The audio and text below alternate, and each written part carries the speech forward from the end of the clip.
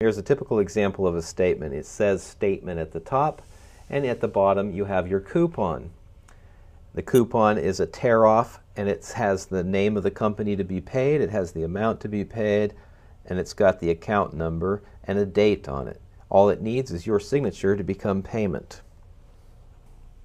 The coupon is a negotiable instrument.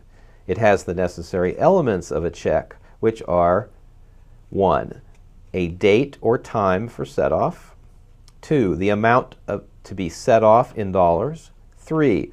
Who is to be setting off the balance, or we think of it as being paid. Who's getting paid? You know, PG&E has a little coupon in the bottom, let's say. So they're the ones that you're going to have the debt set off with.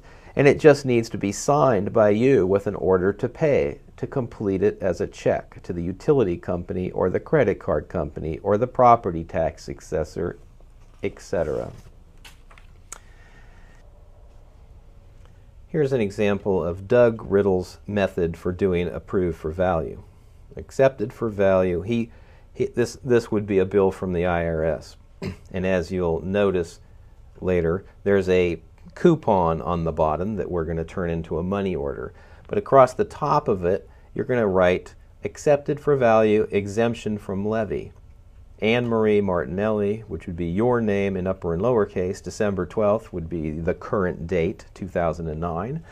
Exemption ID number 123456789 would be your Social Security number with no dashes. Deposit to the United States Treasury and charge the same to Anne Martinelli, the strawman's name. So it'd be your strawman's name in uppercase letters, and then your Social Security number, which is the number for your strawman, because whenever you get anything from Social Security, it's addressed to the strawman, isn't it? It's the strawman's account. So it'd be 123-45-6789, the Social Security number. Then the bottom is a coupon where it says, questions, call us at 1-800-829-8374. Please mail this part with your payment payable to the United States Treasury. And then it says money order. You're going to write the words money order on it. Put pay to, United States Treasury, $8,500 and no cents, because that's the amount that they're saying is due. The amount due here is $8,500. So it would be just like filling out a check. And you were going to say who you want the check paid to. You want it paid to the United States Treasury, and the amount, and you're going to put the date, and then you're going to put the amount just like you would on a check, and then you would put by your name, and then your account number, your Social Security number with no dashes. In addition to that, underneath your name where it says by your name, you would put as authorized representative. I would put that in, and then I would put void where prohibited by law beneath that. So that if it's against the law to write this way, you've exempted your writing by saying void where prohibited by law. Any corporation has to follow the rules of the United States, in all capital letters, parent corporation, of which they can't demand to be paid in gold or silver.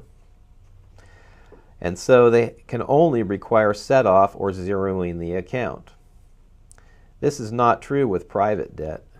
And the reason they can only be set off is because in order to be a corporation, they applied to who to become a corporation. You can't be a corporation, which is a license to do something, unless you apply to the state to get that license.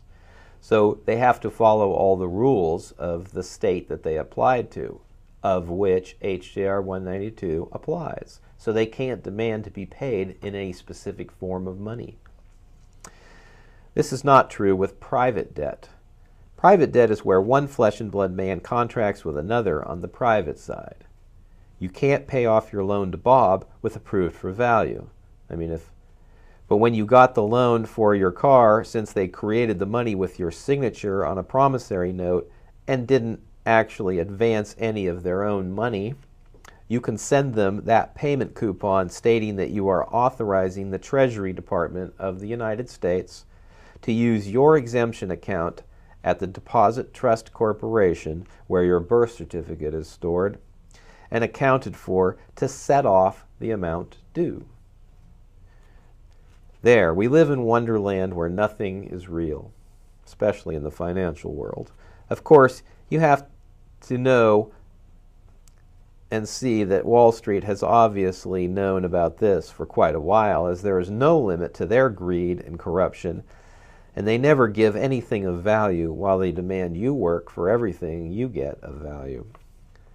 To see The Wizard of Oz for what it was, a description of the monumental changes the government was foisting on the unsuspecting public.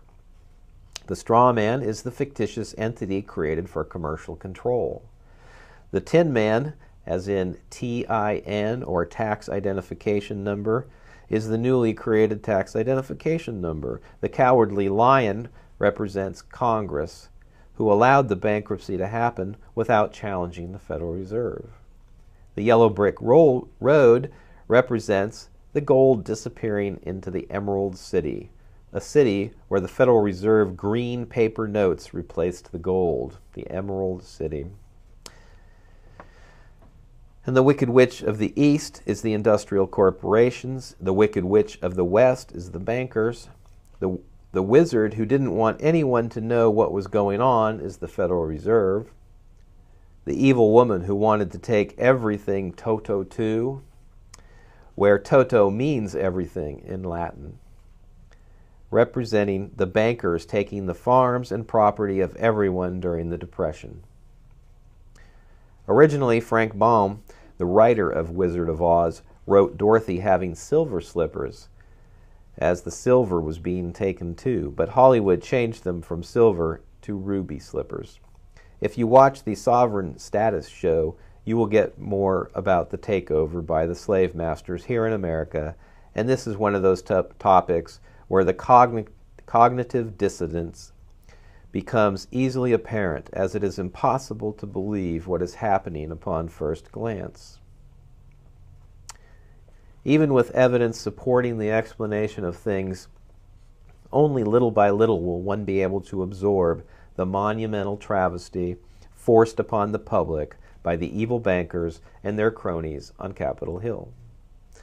When Barbara Boxer was presented with this information that she didn't want to hear, she fell mute and did not answer it. Why?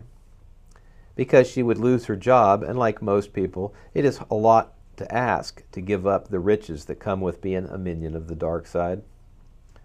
I believe that good occurs when we want our fellow creations of God on this planet to do well, and we don't harm others.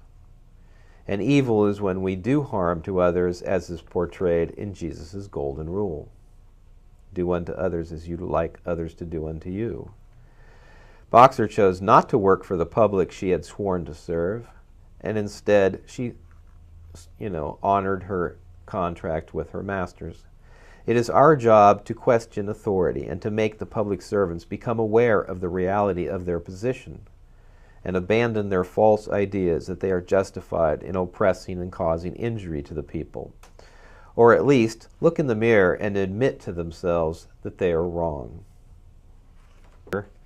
With an accepted for money value money order, you need to research the laws, the reasons, and make a thorough investigation into this material, because you are responsible for your actions and can be held accountable for your actions. This presentation is to show material and concepts that are not available on mainstream media that is owned and controlled by people who have a vested interest in you obeying their commands and not finding lawful excuse to disobey their commands. The information that was very difficult to find 40 years ago is now easy to find for anyone with a desire and an internet connection.